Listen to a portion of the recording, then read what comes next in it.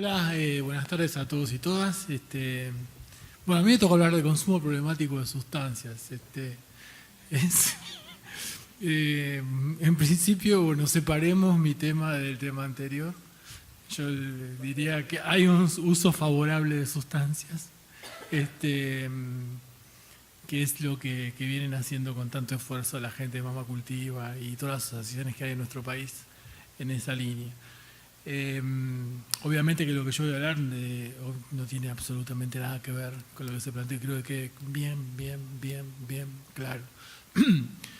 Y creo que también tiene que ver con lo que se habló al principio en función de la ley de salud mental, porque la ley de salud mental es una ley de salud mental y adicciones. Entonces, en ese punto creo que complementando un poco lo que se dijo con respecto a la ley, en ese aspecto diría que la posibilidad de que dentro del sistema de salud público de nuestro país también se trabaje con el tema del consumo problemático rompe con muchos intereses. Pero también, desde el punto de vista positivo, genera una capacidad instalada fenomenal.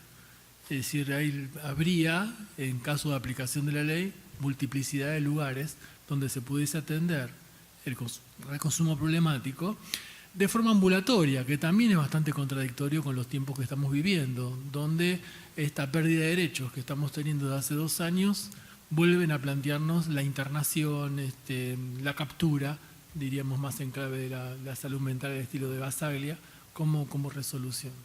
Esto como para empezar a conversar, y creo que cae de maduro que cuando uno habla de prohibiciones en este campo, las prohibiciones o las legalizaciones son de tipo político. Incluso si no hay mucho tiempo para conversar, pero si uno habla de la prohibición de la marihuana, tiene que ver con una ley de años 38 en los Estados Unidos, cuando termina la ley seca, incluso tiene que ver con estigmatización de poblaciones de origen afroamericano y hispanoamericano, en el caso de Estados Unidos, y se empieza, digamos, a perseguir el uso de marihuana en ese aspecto. En un contexto, es bastante difícil hablar en este momento por las características de lo que está pasando en nuestro país, pero en un contexto de libertades, uno iba en camino de pensar mucho más livianamente la cuestión de los consumos, en el sentido de que el consumo es problema cuando es problemático, es decir, no cuando la sustancia es el problema, sino la relación que tengo con la sustancia es el problema. Entonces eso también es digamos, una corrida de paradigma que me parece importante como plantear, como para empezar a conversar, como decíamos recién. Por otro lado, volviendo al tema de la ley 2657, que es la ley de salud mental, plantearía que es una ley que es reconocida mundialmente. Nuestro país en ese punto es todavía un país de avanzada. También por esta articulación, vuelvo a decir, salud mental y adicciones. Y recuperando algo que se dijo al principio, está planteada una perspectiva de derechos. Cuando una ley de salud mental o cualquier ley está planteada de una perspectiva de derechos, no mejora solamente a los usuarios de la salud mental, sino que mejora a toda la sociedad. Hace que mejoremos como sociedad, podamos convivir mejor, estemos más integrados como sociedad. Yo diría, saliéndonos un minuto del tema de salud mental, digo, el matrimonio igualitario generó en la Argentina mejor sociedad, porque generó una ampliación de derechos. Toda ampliación de derechos mejora la sociedad. O sea que el tema de la ley de salud mental, cómo está planteada y cómo viene siendo discutida hace muchísimo tiempo, no es un tema del sector salud, ni del sector salud mental, sino que tiene que ver con cómo la sociedad trata este tema. Y cómo, bueno, se trataba antes, no voy a repetir lo que se planteaba en función de la judicialización. Yo lo vivíamos en la ciudad de Buenos Aires, digamos, el tema de las causas judiciales. En la ciudad de Buenos Aires no se guardaban camas, directamente uno recibía la guardia completa y había colchón 1, colchón 2, colchón 3, hasta 5, porque los oficios judiciales no se podían rechazar, porque había una figura de desacato bastante tirada de los pelos, muy al estilo Bonadío, perdón de la palabra, pero digo, había que acatarlo, se acataba a veces por temor y por coerción, y mucha gente, perdón, ¿no? Digo, enfrente del Hospital Alvear, donde yo trabajé mucho tiempo en urgencias, hay un supermercado francés famoso. Mucha gente iba a comprar el colchón y venía con el colchón diciendo, bueno, ya tengo el colchón, ya resuelvo el tema de la internación. Entonces, bueno, por suerte, cuando se empieza a aplicar la ley de salud mental, se termina con esa cuestión muy antigua, diría yo, y muy fuera de contexto de la judicialización, porque muchas veces llegaba el oficio judicial con la persona y la persona ya estaba compensada, porque la justicia es lenta. Entonces, en 3 meses, tal vez que se había generado, digamos, el diagnóstico, el cuerpo médico forense que indicaba la internación, hasta que la internación se producía, la persona ya estaba bien. El tema es que había que internarla, había que internar gente que estaba bien. Y había que encontrar vericuetos en función de la ley, de decir, bueno, ¿cómo hacemos frente a esto? Bueno, pero la ley también dice que se le puede dar permiso de salida. Ah, bueno, entonces lo hacemos central, le damos un permiso de salida por 1 semana, la semana que viene lo volvemos a ver. O sea, como que era todo un como sí.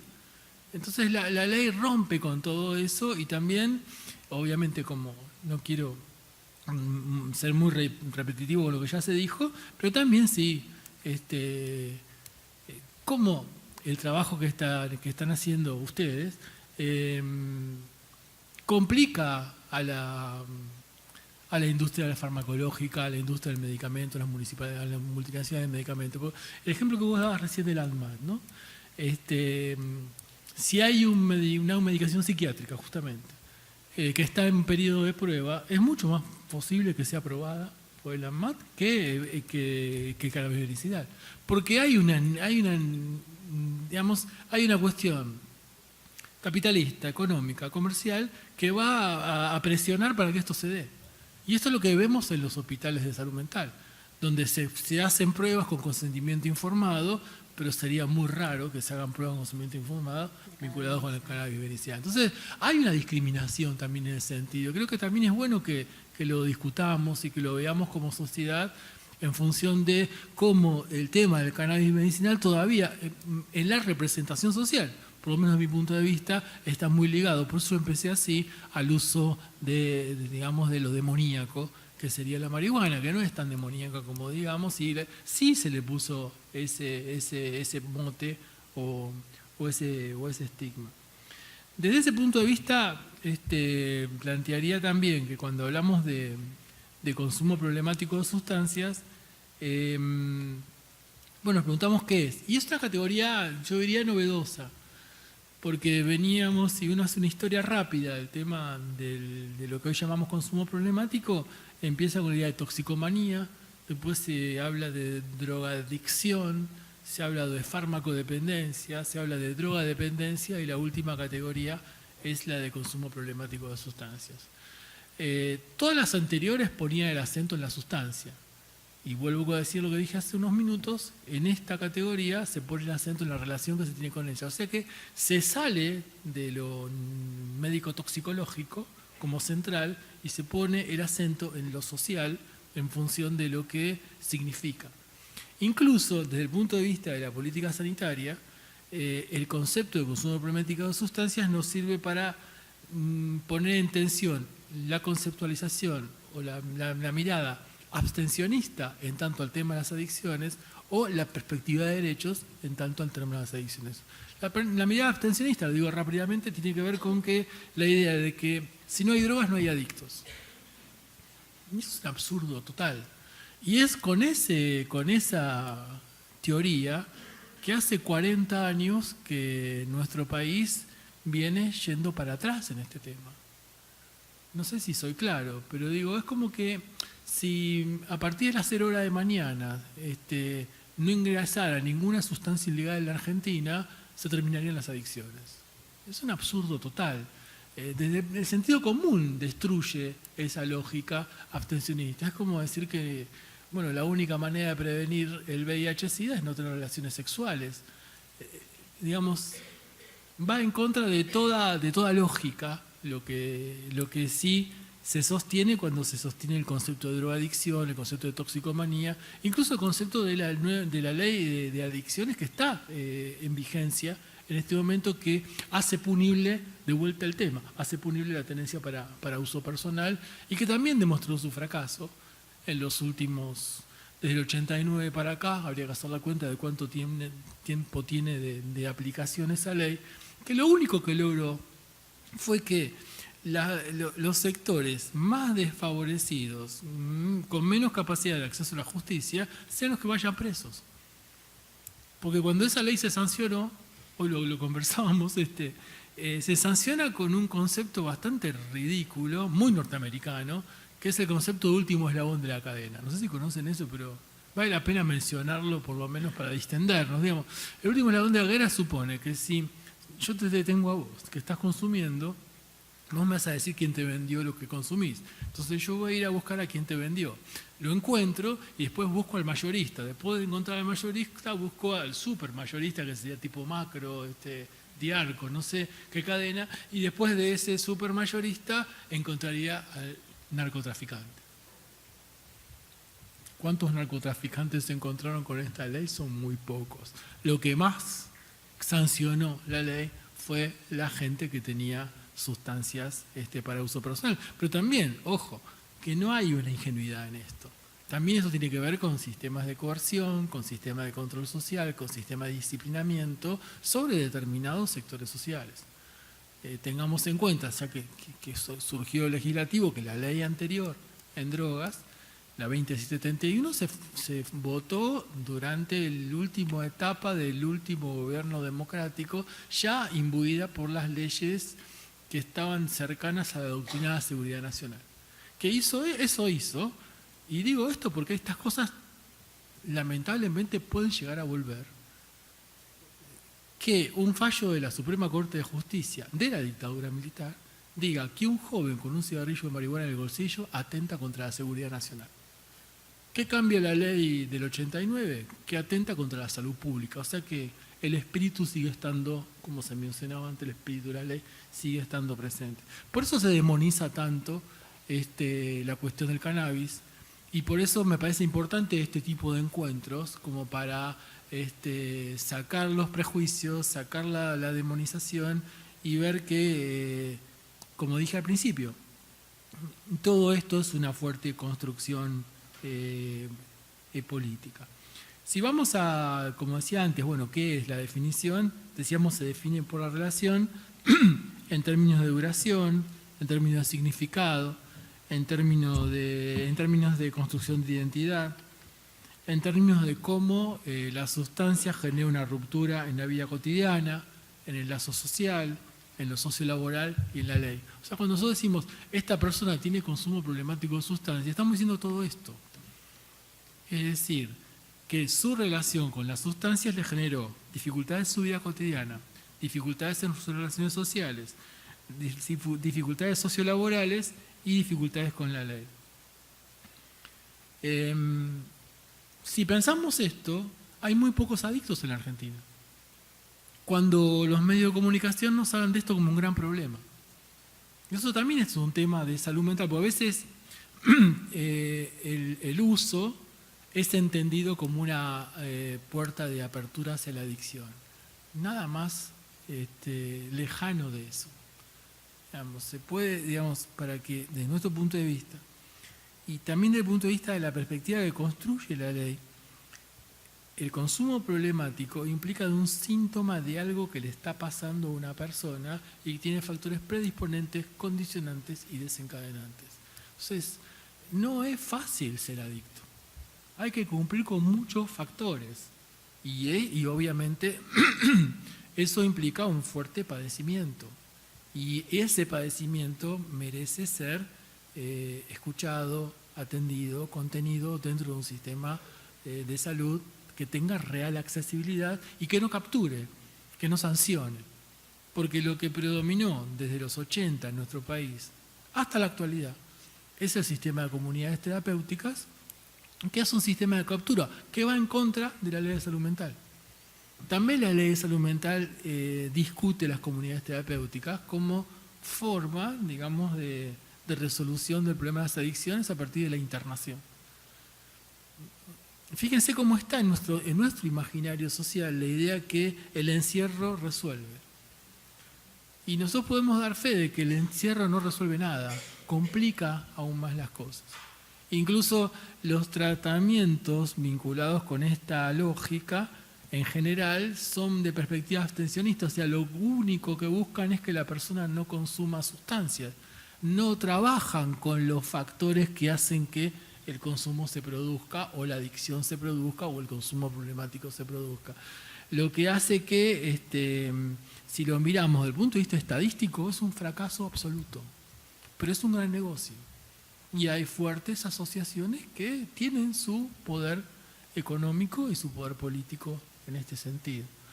Entonces, y también cuando aparece este formato de asistencia en nuestro país, aparece un contexto, yo decía década de los 80, viene de Italia, es una historia larga, pero otro día la contamos, pero sí aparece 80-90, cuando el Banco Mundial y toda la perspectiva del consenso de Washington lo que está planteando a través del neoliberalismo es que el Estado se achique y que la sociedad civil haga lo que el Estado achicado no puede hacer. Entonces ya la asistencia en el terreno del consumo problemático, como lo llamamos hoy, deja de estar del lado de las instituciones estatales y queda del lado de los organismos no gubernamentales o instituciones privadas.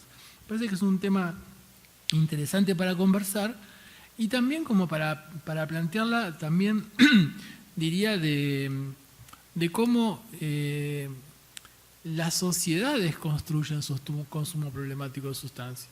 Nuestra cultura tiene que ver con eso, nuestra sociedad tiene que ver con eso. Uso de sustancias alucinógenas hay en todas las culturas. Pensemos en nuestros pueblos originarios. Desde las machis araucanas hasta los sacerdotes mixtecas, la mezcalina, el peyote, lo que se les ocurra. América Latina está llena de alucinógenos. Pero no había adictos, no había personas con consumo problemático, porque el consumo estaba muy ritualizado, estaba muy vinculado con la cultura, estaba muy pautado desde lo cultural. Se hace complejo cuando se transforma en un objeto, y al transformarse en un objeto empieza a jugar dentro de él un sistema económico y geopolítico que va a generar mucho dinero. Entonces, bueno, también uno puede hacer una relación consumo-contexto en términos geopolíticos y en términos también de cómo se estigmatizan países. Porque, por ejemplo, nadie habla de Estados Unidos, pero Estados Unidos es el principal país consumidor de drogas y también es productor. Vean Breaking Bad, digamos. Además de eso, que es una serie, Estados Unidos produce drogas y produce marihuana, por ejemplo, y produce marihuana en gran cantidad. Incluso muchos dicen que exporta marihuana. Entonces, ¿cómo es esto?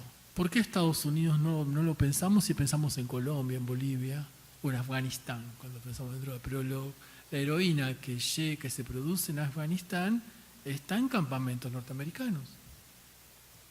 Entonces hay un problema geopolítico que tiene mucho que ver con el dinero, el gran dinero que juega dentro de una sociedad que necesita de sustancias para seguir viviendo. No es el tema del cannabis medicinal, no es el tema de la cura, es una sociedad que desde la televisión me está diciendo todo el tiempo que tengo un mal día, tengo que cenar con mis suegros, tengo que atender a 5 personas, tengo que jugar al squash. ¿Vieron las propagandas? Bueno, me tuve un Beroca y ya está.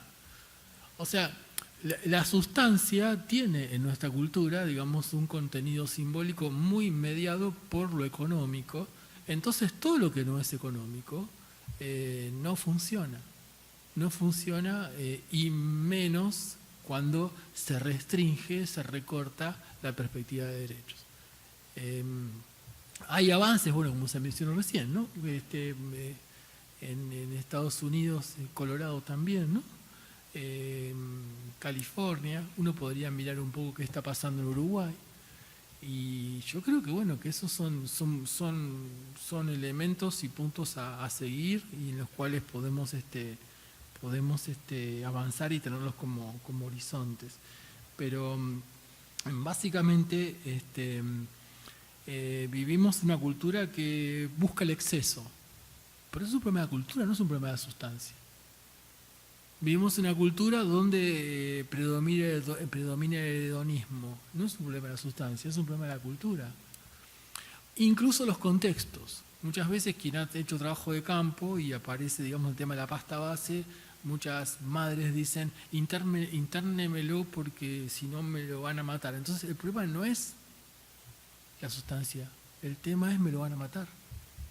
El problema está en el territorio, el problema no está en la sustancia. Entonces, como diría, como dice la Organización Mundial de la Salud, las sustancias son sustancias, no son buenas o malas. Depende del uso que se les dé y el valor simbólico que tengan. De ahí, vuelvo al principio, a esto del consumo problemático de sustancias. Por otro lado, yo vincularía en términos de contexto al consumo problemático con algunos elementos, diría yo, de digamos lo que podríamos llamar el escenario de intervención, con quiénes son los que plantean este tema y cómo se expresa en nuestras sociedades. Y lo primero que aparece es la noción de fragmentación social. Entonces, vivimos en sociedades fragmentadas. Vivimos en sociedades fragmentadas que lo que fragmentan fundamentalmente es la sociabilidad, fragmenta el lazo social. Entonces, o sea, el consumo problemático también está mediado por el neoliberalismo. Está mediado por una sociedad que no me contiene, por una sociedad que me está diciendo, esta sustancia puede ayudar a salirte de la contención y esta sustancia puede ayudar a que soportes esta sociedad. Cuando uno trabaja con chicos en situación de calle, suele escuchar que el uso de determinada cosa que en una época era el pegamento. ¿Por qué? Y porque me saca el hambre y me saca el frío. Entonces hay toda una cuestión para entender el consumo problemático como un proceso. ¿Cómo se lo entendió ya desde Eduardo Menéndez al alcoholismo, que también es consumo problemático, como proceso de alcoholización? Es decir, es una construcción histórico-social que se vincula con la biografía de la persona y que genera, como decíamos antes, factores predisponentes, condicionantes y desencadenantes. Entonces, ¿dialoga el consumo problemático con la fragmentación social? Yo creo que sí. Incluso a veces las sustancias sirven para construir identidad. No quiere decir que construyo identidad con una sustancia y después me voy a quedar pegado de esa sustancia. Yo no creo en eso. Eso era más para Miroli, para la época de Fleco y Malena. ¿Se acuerdan? Ese señor tan raro que prevenía la drogadicción hablando con dibujitos animados. O sea que algo había tomado, tal vez, o no sé, o imaginaba mucho, o era un caso de alucinación. O sea, hay muchos psicólogos que pueden explicarme bien qué le pasaba a Miroli cuando hablaba con Fleco y Malena. No estoy diciendo eso. Sí estoy diciendo que estamos en una sociedad donde hay mucho padecimiento. Y a veces el padecimiento se puede llegar a resolver con sustancias. Y a veces esa resolución con sustancias puede llevarme a un consumo problemático. Se padece la fragmentación social, se padece la pérdida de derechos, se padece la incertidumbre y se padece una sociedad que exalta la desigualdad. Entonces, estos temas que parecen como traídos, para mí dialogan intensamente con cualquier problema social como el consumo problemático de sustancias. Es decir, la desigualdad como exaltación, incluso como necesidad. La necesidad de que haya personas en situación de desigualdad para mostrar obscenamente que tengo un auto que vale $40.000 o $100.000. Esa es la sociedad que tenemos hoy. La sociedad que le quita impuestos al que se compre un Audi y que le ponga impuestos y que le pone impuestos al que se compre un auto nacional. Esa es la sociedad que tenemos hoy. Y esa sociedad dialoga con los problemas sociales, dialoga con esta, decíamos recién, exaltación de la desigualdad y con el consumo problemático de sustancias.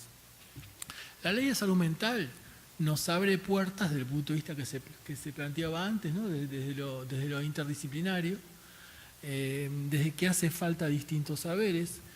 Yo vengo, hoy conversábamos eso, yo me formé en salud pública con Floreal Ferrara, y cuando hablábamos de estos temas, Floreal lo que planteaba era que no alcanzan con los saberes académicos para trabajar la cuestión de salud. Entonces, una ley de salud mental que se pone en marcha necesita de ustedes, digamos. Necesita no solamente de psicólogos, trabajadores sociales, psiquiatras, terapistas ocupacionales, enfermeros, etc. También necesita de gente que está trabajando un tema, que está de gente que está motivada por algo, de gente que le interesa trabajar lo artístico, de gente que le interesa trabajar lo social, le interesa trabajar lo cultural. Eso implica un juego donde cada cual, como se dijo bien antes, hace lo que sabe en términos de interdisciplina. La interdisciplina, coincido totalmente con lo que planteabas vos, ¿no? Es decir, la interdisciplina existe cuando hay límites, no cuando todos hacemos todo. Entonces, creo que en un contexto que probablemente vuelva en poco tiempo, vamos a poder tener grandes avances en este tipo de cuestiones, como el cannabis medicinal, y en otras cuestiones, que estamos en deuda en Argentina y que estos son deuda también del gobierno anterior. Si uno mira, perdonen que me vaya un segundo del tema, digamos, lo que implica las estadísticas del Uruguay en función del efecto de la ley de aborto que el Uruguay tiene, da vergüenza, nos da vergüenza a nosotros. La mortalidad materna en Uruguay es 0,0001. ¿Cómo puede ser que estando tan cerca no hayamos tenido la capacidad de legislar el aborto? Solamente desde un punto de vista de la salud pública. Y creo que es obvio lo que voy a decir, pero lo digo por las dudas. Legislar el aborto no significa obligar a abortar a las personas. Que quede claro. Porque que haya matrimonio igualitario no quiere decir que todos los hombres nos casemos con hombres y que todas las mujeres se casen con mujeres o hagamos matrimonios tridimensionales. No, quiere decir que se quiere casar con un hombre, se casa con un hombre, se quiere casar con un hombre, se casa con una mujer. Pero si ustedes recuerdan, no fue hace mucho, cuando se discutía la ley de matrimonio igualitario, se decían esas cosas. Oye, ¿se acuerdan de la escena de Mirta Legrand cuando le dice, pero adoptaron a un chico y son dos hombres, no puede ser violado? ¿Se acuerdan? Eso está en la tele, por suerte existe YouTube y está grabado. Yo recuerdo, si me fui de tema, digo y sigo, se legaliza, genera otro tipo de sociedad, genera una sociedad mejor. Yo recordaba recién una discusión con un profesor de Derecho Penal peruano, en una universidad peruana, que decía, pero si hay matrimonio igualitario se va a terminar la humanidad. Digo, ¿cómo se va a terminar? Y porque si los hombres se casan con los hombres, la mujer con las mujeres, no va a haber más reproducción. O sea, como que... Pero no me lo decía, digamos, una persona que me hablaba un señor profesor de una universidad muy prestigiosa peruana de Derecho Penal. Entonces, se vincula el consumo problemático, volviendo al tema, con la juventud. Se lo vincula, pero el consumo problemático atraviesa toda la sociedad. Y tal vez el consumo problemático más importante que tenemos en Argentina es el de alcohol. Y poco sabemos qué hacer con el alcohol. Y hay otra deuda de nuestro sistema de salud que históricamente rechaza a las personas que tienen proceso de alcoholización. Incluso, de una perspectiva no abstencionista, poco sabemos de qué hacemos con alguien que tiene una sobredosis de alcohol. Una forma de trabajo, yo lo he probado y es recomendable, digamos, perdonen que lo diga así, es trabajar con jóvenes, con chicos de secundaria, en función de qué hacer cuando uno de los chicos se pasa. Nadie sabe. O sea, lo que tenemos de campañas de prevención del alcoholismo en nuestro país es: el alcohol es malo, no lo uses. Y eso es absurdo. No sé si soy claro. Tenemos una serie de condicionantes sociales y de pautas culturales que hacen que el alcohol se consuma. Entonces creo que lo mejor es trabajar una perspectiva de reducción del daño. ¿Qué hacemos? Sabemos qué hacer cuando una persona está sobrealcoholizada. Le damos café. Hay que darle agua, no hay que darle café. Le sacamos la ropa, hay que abrigarlo. Hay que llamar a emergencias. Creo que eso es mucho más útil que el discurso religioso de decir no tomes alcohol porque hace mal. En vez de tomar alcohol, toma cerveza sin alcohol o toma una gaseosa. Es absurdo en esta sociedad. La primera capa tiene que ver con el consumo de alcohol. La segunda capa, el consumo problemático en adultos, tiene que ver con las drogas legales. Incluso en nuestro país, hoy debe ser uno de los países más consumidores de clonazepam. Habría que ver las estadísticas. Charlando con Carlos Damín, que es titular de la Cátedra de Toxicología, planteaba que ellos tienen el Hospital Fernández de la Ciudad de Buenos Aires algunos datos en función de que incluso hay sustancias que se ponen o son impuestas por los laboratorios, como en los 80, 90 fue el Lexotanil, hoy es el clonazepam, serían como modas, entre comillas. En mi opinión, tienen que ver con cómo la estrategia publicitaria de los multinacionales del medicamento maneja el uso de las drogas legales. Entonces tenemos como un primer problema el consumo de alcohol, un segundo problema el consumo de drogas legales, el consumo problemático de drogas legales, y un tercer nivel, el consumo problemático de drogas llamadas ilegales. Pero vuelvo al principio, ¿qué es lo legal y qué es lo legal? Y es una decisión política. Porque cada 2 años aproximadamente en Viena se hace una convención internacional y ahí se hace el listado de las drogas que están prohibidas y las drogas que están permitidas. Y ahí sí me permito contar una pequeña historia. Todos saben o han escuchado alguna vez que en el siglo XIX hubo una famosa llamada Guerra del Opio. ¿Saben de qué se trataba la Guerra del Opio? Es muy sencillo. Inglaterra era la que tenía colonizada la India. En la India plantaba opio y sus contrabandistas vendían opio en la China. Llegó un momento que los chinos empezaron a hundir barcos de contrabandistas y no dejar que el opio ingrese a China. ¿Qué hizo Inglaterra? Invadió China. Impuso el consumo del opio. Muchos de esos contrabandistas tuvieron muchísimo dinero, ingleses, y compraron, tenían capacidad de comprar títulos de nobleza, y algunos de ellos terminaron en la Cámara de los Lores. Formaron parte, saben que la Cámara de los Lores es los que tienen título de nobleza, y los comunes son los que no tienen título de nobleza. Tenían narcotraficantes. César Escobar Gaviria nació en el país equivocado y en el siglo equivocado, porque tal vez hubiese terminado siendo hoy, tal vez el príncipe de Inglaterra se llamaría Philip Escobar Gaviria, digo yo, por dar un ejemplo. ¿Qué pasa con esto? China, ustedes saben que es un país muy grande, empieza a plantear su propio opio y empieza a autoabastecerse de opio.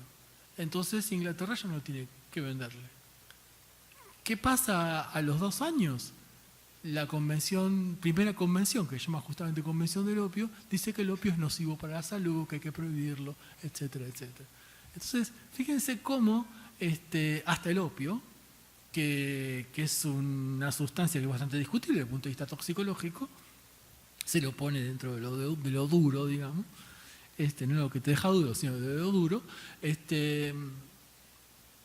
También es discutible desde el punto de vista sociopolítico, desde el punto de vista geopolítico.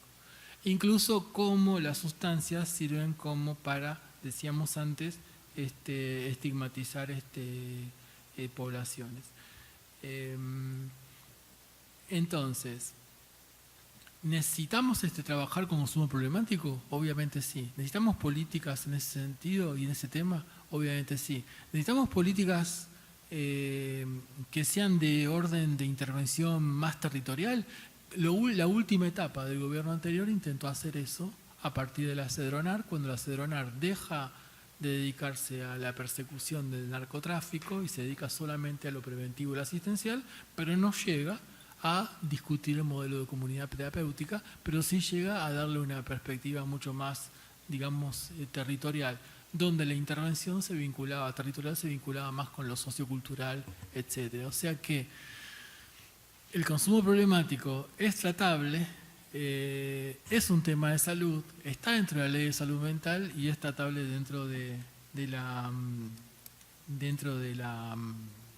perspectiva que plantea la ley de salud mental. Por otro lado, también cuando se dice los jóvenes, se nos hace muy difícil definir juventud, ¿no? Guattari dice que la adolescencia es algo que pasa en la cabeza de los adultos, o sea, son los adultos los que definen quién es joven y quién no es. Incluso la juventud se mediría, o la adolescencia, solamente de parámetros biológicos. Y no tendríamos parámetros culturales. O sea, yo creo que todos tenemos algún amigo conocido que tiene más de 40 años y parece adolescente. Entonces, hay un montón de cuestiones que rompen las categorías, disuelven las categorías que venimos utilizando, y creo que también es una forma de estigmatización vincular jóvenes con drogas, así como uno ve todo el tiempo en la televisión, joven, droga, delito, pero ese joven, droga, delito tiene un perfil, no es cualquier joven, no es el joven que va a la fiesta electrónica. Es el joven que vive en el barrio, que probablemente esté consumiendo pasta base o alguna marihuana de baja calidad, y ese es el joven que va a estar estigmatizado, el que va a llegar a instituciones, y lo que uno ve en las instituciones es cómo la institución se endurece frente a ese joven y es blando frente al otro joven que tiene otro color de piel, otra extracción social y otro juego de estigmatización.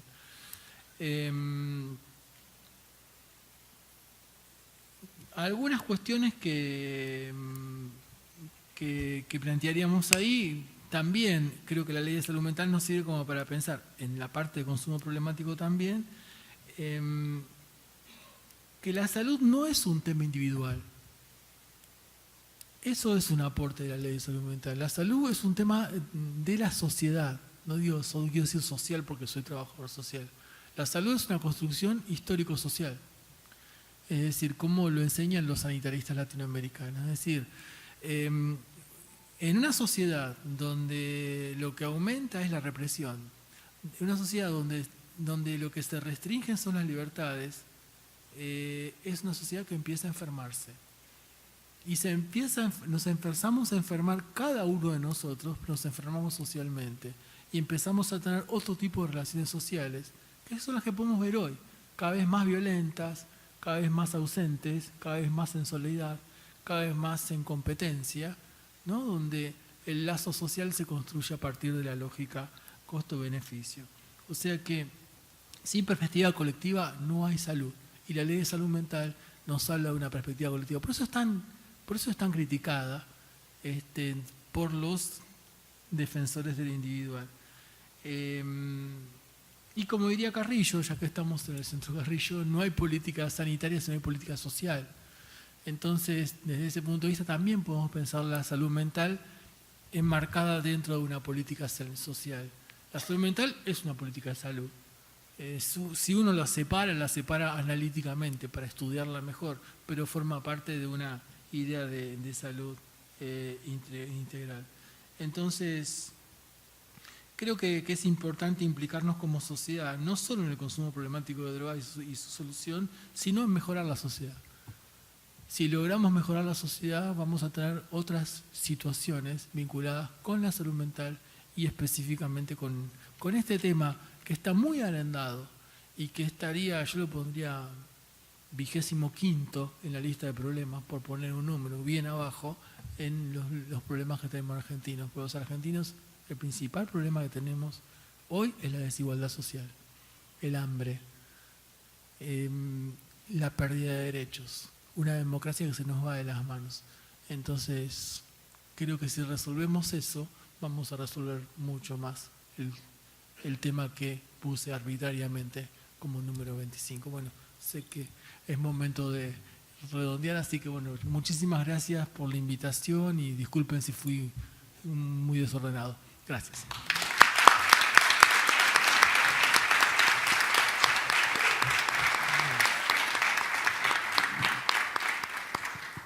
Hola. No sé si quieren hacer preguntas.